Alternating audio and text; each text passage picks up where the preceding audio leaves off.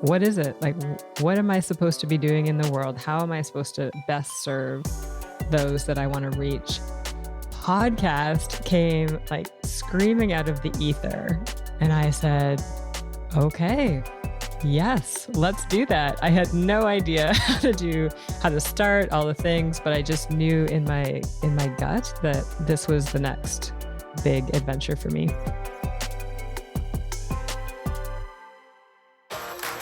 Welcome to the Podcaster's Guide to a Visible Voice. Reveal and define your voice to speak your truth through the power of podcasting. And I'm your host, Mary Chan. So let's go. Hi, welcome to episode number 36, How to Use Your Creative Inspiration to Revolutionize Your Podcast. When I help new podcasters launch their podcasts, they don't necessarily have to continue working with me.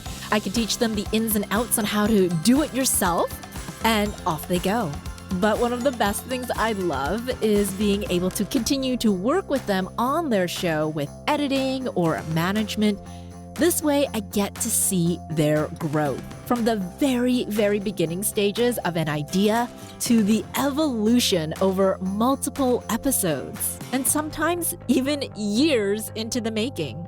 You get to learn so many things along the way as well because each show is so different. There are so many pieces to creating a show that no two show is ever alike.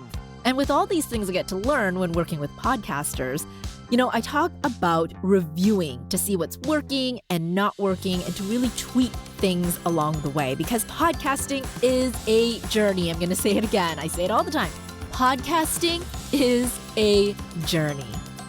So for today's episode, I am so happy to bring on a client of mine, Ame-Lia Tamburrini of Hum Consulting. Her podcast is called The Circle of Change. Now, Ame-Lia and I, we know each other personally, like in person. We met at our local Victoria chapter of the eWomen Network that we are both a part of. We started our entrepreneurial journey of learning how to start and grow a business, and being part of the eWomen Network has really helped us with those aspects. And because we had known each other now for about a year, she came to me at the very, very end of 2020 wanting to start a podcast.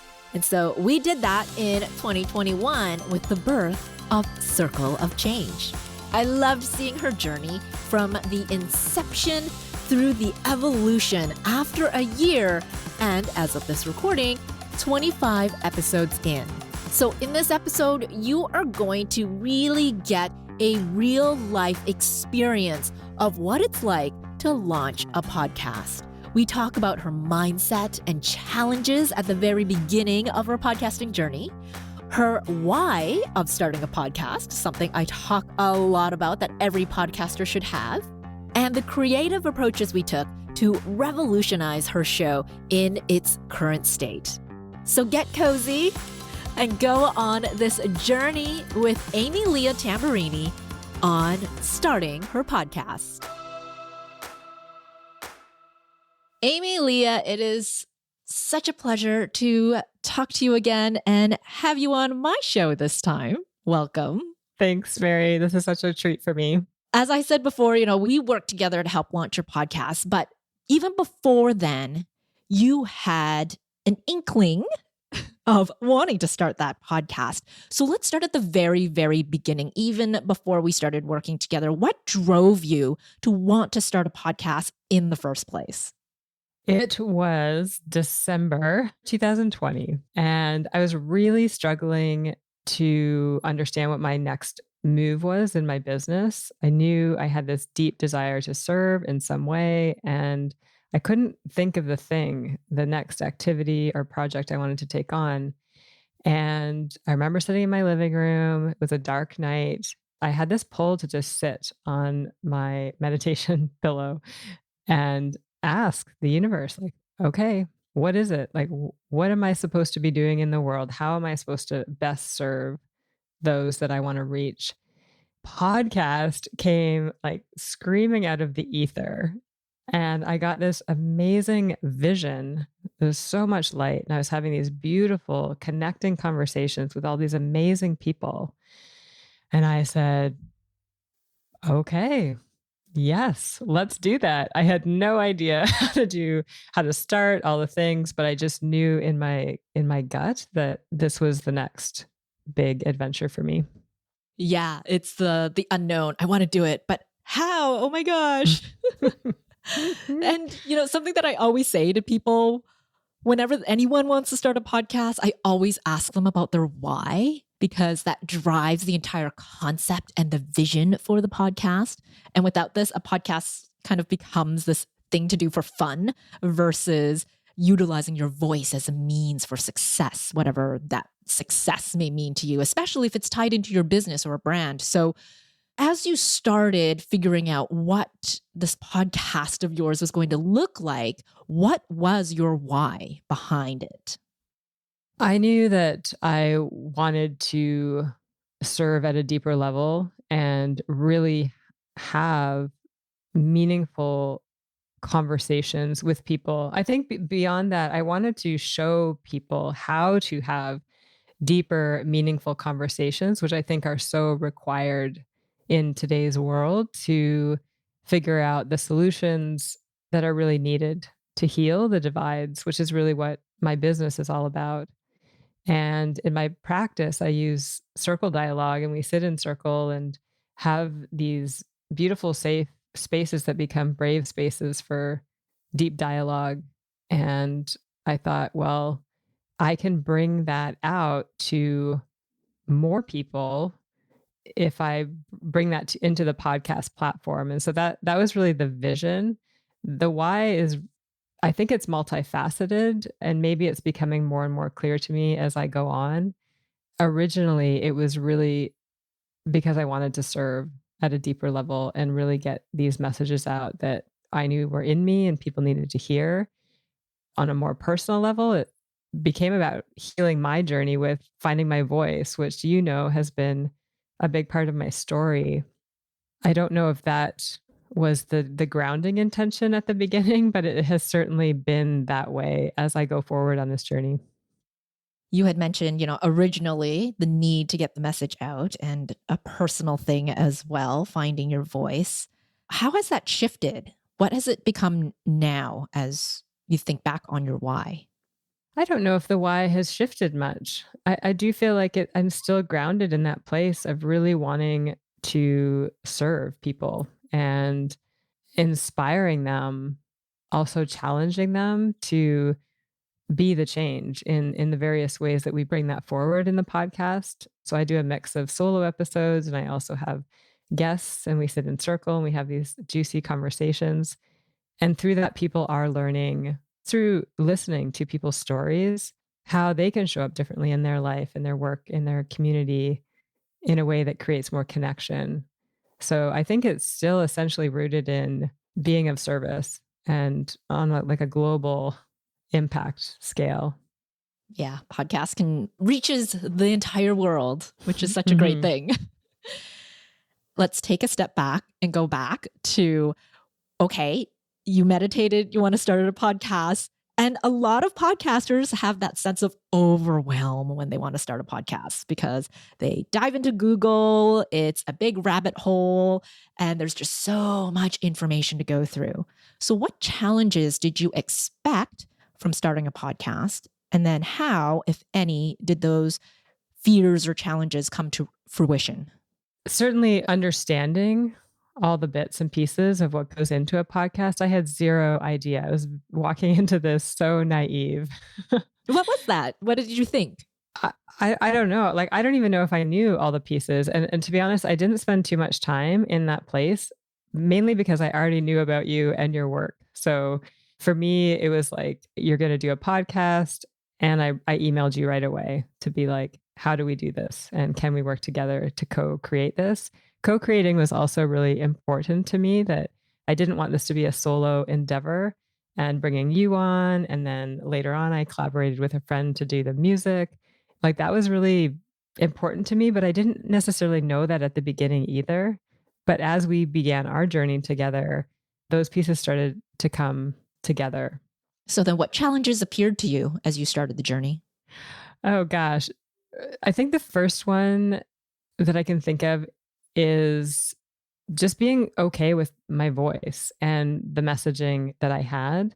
I think back to the very beginning in terms of how much effort it took me to record my intro and my outro and my trailer. And those processes, that was so painful back then. And I recorded, I re recorded, I recorded, I re recorded. And I mean, you were amazing, gave me so much great feedback, really helped me ground into my why as I started to record. But I think about that then and how I am now when I show up at my podcast, and it's light years apart. And I can't wait to see where I'm going to be like a year from now in terms of that evolutionary process. So certainly that transition of really getting out of my ego, which is what it was in the beginning, like I was just so worried about what other people are going to think of me, to coming back to why am I doing this, and getting into that energy of being of service. And I find that has really helped me find my words easier.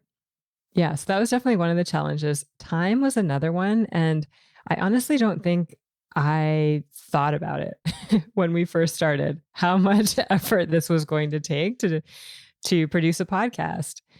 So at the beginning, I think we started out with once every other week, and then I had absorbed some messages around consistency and needing to go more regularly, and so I amped it up to once a week after that. And it was a lot. It was a lot on me and my support team. And so part of the journey has really been doing all these bits and pieces myself, to transitioning that over to having an assistant support me. And then we also changed the flow of the podcast and created seasons. I'm happy to talk more about that journey as well. But definitely time and how this fit into all the other pieces going on in my business. That was a struggle in the beginning. Yeah, we'll reflect back on that piece about time and the seasons a little later on. But let's continue on this beginning part of your journey. What then was easier than you thought before you started? Finding guests. I don't know if I'm like the only one that says that, but I find that I love the process of finding guests. And I find also that they come to me versus the other way around. It's been a bit of a mutual flow, I would say, in that process. But I really worried about that. I had heard a lot about people struggling to find guests, and I know there's all these sites up there where you can find guests and be a guest and all of that. And for my journey, I haven't had to use any of those resources yet. I find that my ears are now perked to who would be an amazing asset on this show. And so when I'm at networking events or at presentations or just out and about in the community meeting people, in the back of my head, I was like, oh, I think this person would be amazing for my show. And then we just ask them, and it evolves from there. It's beautiful that you have that awareness now of the podcast kind of working its way in the background. And it reminds me a lot of back in radio school, we were always told if you wanted to be an announcer on the air, a lot of your life is now a part of the show. You know, anytime you're out doing something, you need to think about how can this be incorporated into the radio broadcast. And so I hear that now in your voice where you're saying you meet someone at networking, you're like, oh, podcast, ding. So it creates more of a freedom mindset for you versus I need a guest, I need a guest, I need a guest. It's a weekly show. But you open up and have that opportunity come to you instead. Yeah, that's beautifully put. And I will say the same thing about the topics of the episodes. I find myself in conversation or in teaching events or, listening to community conversation in some way. And I'm like, oh, that's going to be an amazing topic for the podcast. And I'll make sure I write it down because I do forget these things easily. But that's also, it's like my life is feeding the podcast and vice versa, I think. Yeah, because it is tied into your business. And so Mhm. anything you do for the business goes onto the podcast. Anything you do on the podcast can then be moved towards on your business as well. So they're intertwined. Absolutely. What we're speaking to now is, for me, another transition that happened in this journey. I think at the beginning, I was very focused on the perfect way to do the podcast and listening to a lot of external sources outside of me, like, you should do one once a week, or this is how you should begin or end, or all the different components you should have. And when I stepped away from that and really just started listening to myself and what felt good for me, that made the whole process flow a lot easier. And it has really allowed the process to evolve. So for example, my very second episode is on this question, who are you? At the time, I was in this speaking and writing course, and we were really playing around with this question, who are you? And I thought, oh, well, that would be a cool way to speak to my listener and have them get to know a little bit more about me. And then I liked the question so much that I was like, oh, I think this will be the first question I ask all the guests that come on. And now that's the way that is. And then in the fourth or fifth episode in my life, I was really being challenged with the language I was using and the meaning of words and not making assumptions about what they mean. My podcast is really about being the change. I thought, well, I know what being the change means to me, but maybe this means different things to different people. And so that now is the closing question that I ask my guests. But like we were saying, like, life is feeding the content, it's feeding the format. And someday I might no longer ask those questions, but I'm more and more excited about the evolution and just relaxing into what comes to me and using that as my creative inspiration. Yeah, evolution is the perfect word. So I remember towards the end of 2021, this is where we're talking about the changing seasons, right? It was getting into winter, and just seasonally, we all felt, as the year always draws to a close, we feel like we need to change. So you alluded to that about the changing seasons earlier. How did you incorporate that into your podcast thematically, though? Walk us through this idea and what you actually implemented. Well, I think from a practical standpoint, it evolved out of being tired and overwhelmed. I remember I was coming into, I think, the last month of the year, and I looked at my calendar and I just thought, I don't know how I'm going to actually record 4 podcast episodes and do all of these other things and take care of myself along the way. And so I just made the call to take a break. My assistant was tired, I was tired, and so we just called it, which brought up a lot for me because there's so much messaging around consistency, and to be successful we have to be consistent. So like putting in the brakes on the podcast for a month felt really risky in terms of its success, but we did it anyways. And then as we were in this process of really taking a step back and giving ourselves time to reflect, I had done a seasonal eating program at the time, and we were in the middle of like fall or winter eating and what is the most natural way to eat at that time. And I thought, oh my gosh, like winter is really about relaxing and hibernating and reflecting and letting go of things. And wouldn't that be a cool message to bring forward into the podcast? And so, from a practical standpoint, how can I make this sustainable and feel good to me? And also helping people really settle into the energy of the season. And for me, that is part of being the change, like coming out of this colonial way of we must go, go, go, go, go all the time to how are we really meant to be in this moment? What do we eat? How do we show up in our lives? And so now the podcast has seasons, and we're just coming out of finishing up our winter season. The themes of winter, again, like our hibernation and going inward and letting go. And so I've trickled that into certainly my solo episodes along the way. And then we're going to take a break again and re energize for spring, which is all about planting seeds and thinking about what we want to bring out into the world, have grow this year. And so that'll be the theme that I trickle into the spring season and on and on and on. So I just really love, again, this evolutionary natural progression of this podcast. And I love how you use seasons very literally versus what a lot of podcasters might think of. Oh, we're doing, season 1 is 1 year, or like a TV show when they have a new season out. And then you're like, ooh, new episodes. But you're like literally winter, spring, summer. And I love that because for my own podcast, I did that as well. I reflected and I knew there's no way that I am going to be able to produce episodes like I do every other week. And so, it was the whole, oh, you should be continuing to do this. It's all about consistency. However, I always tell my clients like you need to take a break because if you don't, how are you going to be able to serve your listeners without that break? And the consistency is that the listeners will know when you have a break and they will take that break alongside with you because they know you're going to be serving them. They know you will be back. You're not ghosting them. And it is now an expectation of, okay, there's a break. You've told me, I know. That is the consistency of knowing when you break so that you tell your listeners and they know it too. It's beautiful that you have this seasonal break now and they know.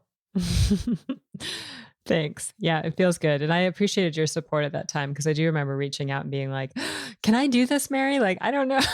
Yeah, and I think that's the thing. People are always wondering, as a podcaster, is this right? And I'm like, well, as most answers I usually give, it depends.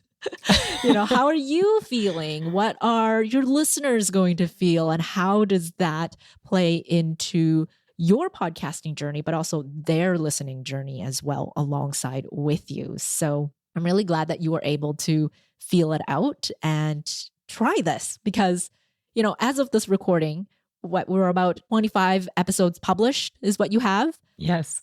What do you reflect on the most about your show now that you're 25 episodes in? What comes to me is how much I have gained and grown in this journey in just 25 episodes. It's a lot on some scale, and it's also not a lot in another way. I really love the podcast for challenging myself to be more and more bold as I go forward, like speaking from a deeper place that is more authentic. And I think as I evolve as a human, my podcast is also evolving in that way. I'm curious one day to go back and like listen to the beginning episodes, although I know people don't always like that. But I think even listening to my trailer or listening to my intro now, I can hear a different quality in my voice than versus now. And so that's been really interesting. Also, from a social perspective, I've met so many amazing people on this journey and really created deep connections through the conversations we're able to have. And that wasn't something, although that was in the vision that I had that one night, I kind of forgot about it along the way. And I was like, oh, I really love that aspect of doing this work, that I really do get to connect and have relationship. And I think going forward, it's pushing myself to really think about who those people are and bringing people that have larger audiences on our show so that we can get the word out to even more audiences. But yeah, I don't know where I'll be in a year from now. I'm certain about that, that I don't know. No one knows, right? Life is a journey. Yeah. And I'm super excited. But it sounds to me that you have had a lot of success in your podcast in terms of creating what you had in your vision and making that come to life. Like you were saying, meeting people, expanding your network, and having these great conversations. And as I said at the beginning of the show, everybody defines success in their own way. A lot of new podcasters might think, oh, success is download numbers. I see that a lot in the podcasting space. But to me, it's never about the numbers. It's about other things of how your podcast can be utilized for you personally or your brand and your business. So define for me what success means to you. When I have one person reach out to me after an episode and say, wow, like you really made me think about my life, or gosh, that episode really gave me freedom in this area, or man, I really enjoyed that episode. It was that spark of light that I really needed today. Oh, I get emotional thinking about it because to me, that is the whole purpose of my show. It only takes that one person to reflect that back to me and remind me that I am making a difference by using my voice. And that's all that I need. It's not about the numbers for me, although that's kind of cool too to see It's how the that is ego again. Yeah. increasing. Exactly. My ego loves Yeah. that. But it's really about that one person. And and you say this all the time when we're recording is like speak to that one person who's sitting right in front of you. And for me, that person is in circle with me. And then when somebody replies back, I'm like, oh, somebody actually was sitting in a circle with me. That's so cool. Yeah, that's the feel good. Yeah, it sometimes can feel like a one-sided conversation. But then when you get that feedback, you're like, oh, right, someone is listening. Yay. So true. Yeah. Ame-Lia, it's been so wonderful to reflect back on this evolution, this journey that you've gone through. So as we close off, what excites you the most about podcasting right now? For me, it's the global reach. I mean, I know that I have a deep desire in me to have an impact on a global scale. And I've learned through this journey that I can create community through this medium. When I first came up with this idea of having a circle, but in this sort of one-way platform, I feel like some people really question me and like, how can you actually create that? But it was the vision, and I went forward with it, and we have been able to create that intimacy. So for me, I'm really excited about the kind of the simplicity of podcasting. Like it's literally just listening to people's voice, to people's story, but that is also so profound. I don't know if I'm keen for podcasting to evolve in any way. Like I just really love I guess my own vision for how much further I can reach through this medium and what we can create by using our voices. Yeah, that's what I love the most about podcasting is that real human connection, the emotional connection that we can make all through the power of our own voices. Yeah, that takes me back to my radio days too, where it's about inviting somebody into your home. And that home is your podcast in this circumstance. So, Ame-Lia, thank you so much again for your time. And best wishes to you on the next leg of your podcasting journey. Again, I know you are going to create a lot of abundance and success through it as you already have so far. Thank you so much, Mary. And I'm really looking forward to doing that with you by my side. I have to say that's definitely been a really amazing part of this journey too, is getting to know you better. And I love your work. I love your support. Yeah, I'm excited. Let's do this. Oh, I so loved going down memory lane with her and seeing and really hearing how the spark of an idea for starting a podcast has now come to fruition for Ame-Lia and the steps she took to review and tweak what she has been doing to show you what a real life example of what I've been talking about in past episodes. And even though she said for herself to go and listen back to her past episodes, I would actually recommend you to do that as well. So again, Ame-Lia's podcast is Circle of Change. So in my podcast, in this podcast you're listening to, 2 episodes ago in episode 34, I talked about being a creator and not a critic. So when you are listening to her show, Circle of Change, hear how she has evolved in the past year. She was mentioning her voice, the questions that she asks her guests, and now the shift to physical seasons. So this is around episode 23, 24, 25 is when this shift happened. So again, we are listening to her show as a creator, not a critic, so we can learn, review, and tweak our own show. Listening to other podcasts, not from a listener point of view, but from a podcast creator point of view. what can you learn from listening to her show? I would love to know what you learned. What feelings came up for you as you listened to Ame-Lia's story? Share with me your moments over email, or you can leave a voice note on my website. I would love that.